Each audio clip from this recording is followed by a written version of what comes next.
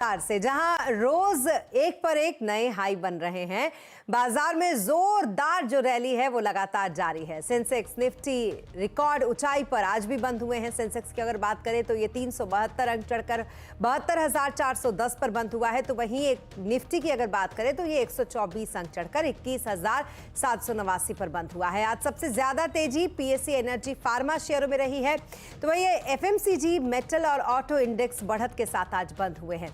Market का पूरा action समझने के लिए, मार्केट के आज इस डे हाई को समझने के लिए चलते हैं। सुमित इस वक्त हमारे साथ हैं उनके पास। सुमित, बताएं जरा आज किस तरीके का मूवमेंट रहा बाजार का। देखिए, आज अपने नए ऑल टाइम हाइस पर मार्केट एक बार फिर से पहुंचता हुआ दिखाई पड़ा और लास्ट आवर में जोरदार तेजी रही।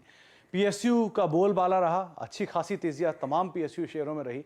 और खास तौर से अगर आप एफ एंड ओ के 10 शेयर भी देखेंगे तो उसमें 7 शेयर ऐसे थे जो कि पीएसयू इंडेक्स से आते हुए दिखाई पड़े। बैंकिंग इंडेक्स अपने नए रिकॉर्ड स्तरों पर, मिड कैप स्मॉल कैप में तेजी बरकरार है और करीब 8.5% की बढ़िया तेजी के साथ ये पूरी सीरीज को बाजार खत्म करता हुआ दिखाई पड़ रहा है। इस साल की आखिरी सीरीज थी तो इस साल भी करीब 20% की तेजी के साथ फ्रंटलाइन इंडेक्स में और रफली 40 से 50% की तेजी के साथ मिड कैप स्मॉल कैप के साथ एंड होता हुआ दिखाई पड़ रहा है। आज के बाजार में अगर आईटी को छोड़ दें तो बीएससी के सभी सेक्टर्स हरे निशाने बंद होते हुए दिखाई पड़े। जी, इसके अलावा सेक्टर स्पेसिफिक अगर बात करें तो आज किन सेक्टर्स और शेयरों में सबसे ज्यादा एक्शन देखने को मिला सुमित?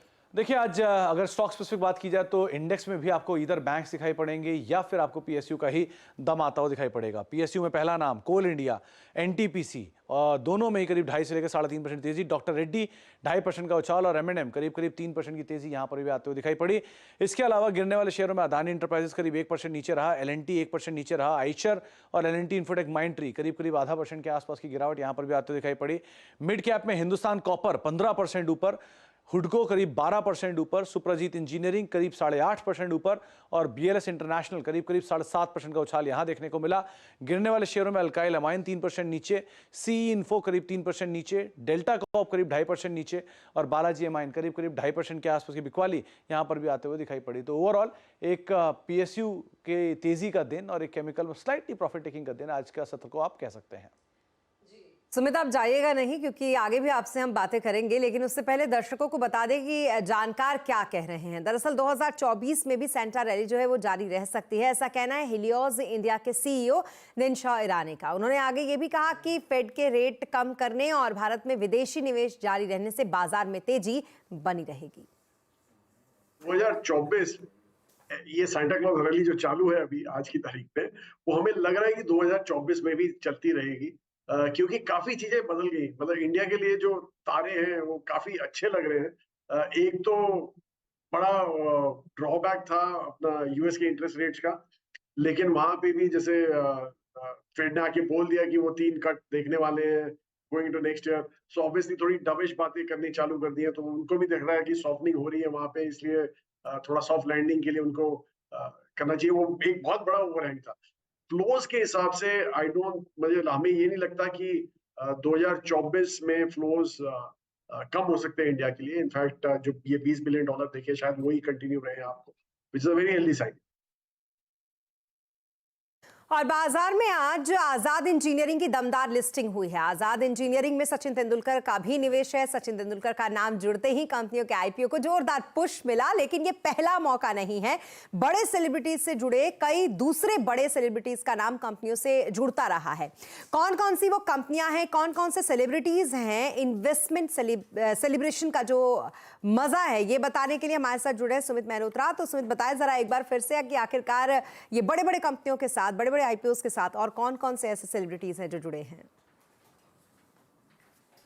तो जिस तरह बाजार के अंदर एक बढ़िया तेजी देखने को मिल रही है, बाजार से अछूते नहीं रहे ये बड़ी सेलिब्रिटीज भी, और ये भी अब मार्केट के अंदर पैसा डाल रहे हैं और एक लंबे अंतराल से बाजार के साथ इनका एसोसिएशन भी रहा है, चाहे वो श्री अमिताभ बच्चन हो या फिर शिल्पा शेट्टी हो जिनकी कंपनी भी लिस्टेड है। सो अलग अलग स्टॉक्स में अलग अलग सेलिब्रिटीज का निवेश। तो सबसे पहले मास्टर ब्लास्टर सचिन तेंदुलकर, आजाद इंजीनियरिंग आरएचपी के हिसाब से करीब 31 करोड़ रुपए के आसपास की वर्थ होल्डिंग के स्टॉक इनके पास हैं। आजाद इंजीनियरिंग में ही श्री वीवीएस लक्ष्मण का भी रफली 3 करोड़ के आसपास का निवेश है और ये सेम पैटर्न पे अलग अलग सेलिब्रिटीज़ का भी इसमें निवेश है। 3 करोड़ के आसपास के निवेश साइना नेहवाल का भी है, करीब 3 करोड़ रुपए के आसपास का ही निवेश बाकी सेलिब्रिटीज़ का भी है, जिसमें निखत ज़रीन करीब 3 करोड़ के आसपास का निवेश इनका भी है। ये आज के लिस्टिंग के बाद या फिर जिस तरह की लिस्टिंग हुई है हालिया उसके बाद दाम है।